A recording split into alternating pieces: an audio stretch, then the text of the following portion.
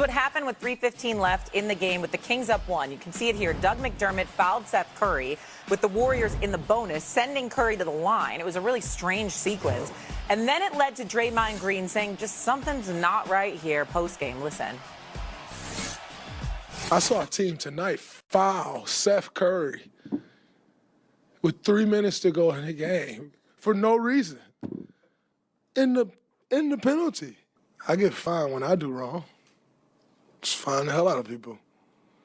You know, we love taking money from players. Keep fining the teams. I've seen 2 fines. And we all know everybody tanking. But you've seen 2 fines. If it was players, we snatch that money in a heartbeat. Why isn't it the same? And we see 12 teams tanking. We've seen 2 fines. If my math serves me correctly, that's 10 that ain't been fined. Just some quick math.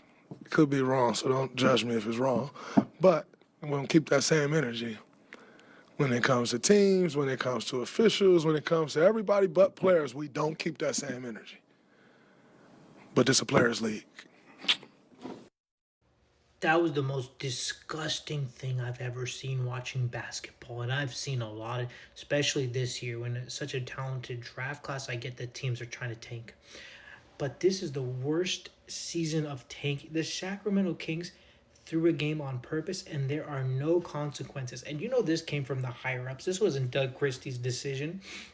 You have a lead against the Golden State Warriors. McDermott commits an intentional foul against Seth Curry. This is not hack-a-shack. Hack-a-shack means this guy's shooting 40-50% from the free throw line.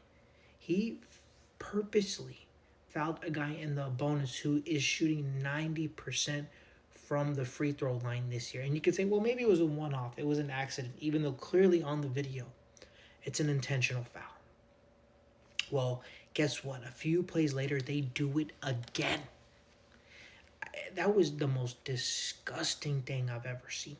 It's bad enough you're sitting Westbrook, you're sitting DeRozan, okay? They're available to play. You're sitting them because you don't want to win any games. It'll mess up your draft spot, which is a problem in general. Imagine being a Sacramento Kings fan, right? The Bay, Sacramento, 2-hour drive. But let's say this happened in Sac, even though it was in the Chase.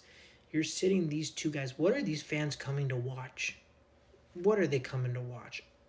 And I don't want to take shots at any of the players on the Kings because, I mean, I think Achua was good, but they want to see DeRozan. They want to see Russell Westbrook.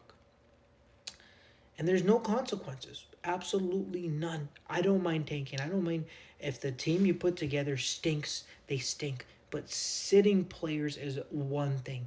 The fact that you're intentionally throwing the game on television, disgusting behavior. We've seen the Utah Jazz sit their starters in the 4th quarter, right? I have no problem with tanking. If that means at the beginning of the season, your team, the players you picked all stink or you didn't sign anybody in the offseason. Look at the Wizards, right?